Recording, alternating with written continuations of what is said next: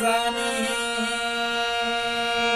पायल भुलाइल की झुमकाए रानी, बोलत ना बारू की बा परेशानी।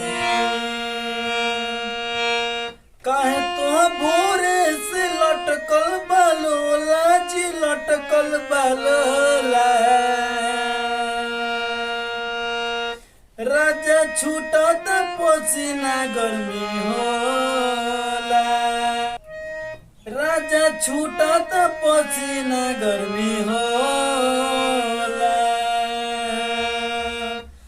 राजा जाई बाजारे, ले ले आई एगो कोका-कोला।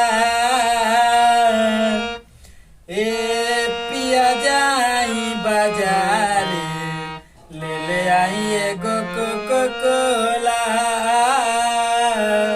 ए हो पिया जाई बाजारे, ले ले आई एगो कोका-कोला।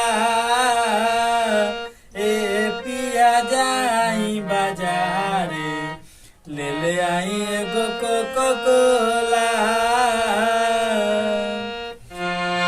पायल भुलाइल की झुमकाए रानी, बोलत ना बारू की बा परेशानी। काहे तो लटकल बा भोरे से लोला जी, भोरे से लोला। काहे तो लटकल बा भोरे से लोला जी, भोरे से लोला। राजा छूटा त पसीना गर्मी होला,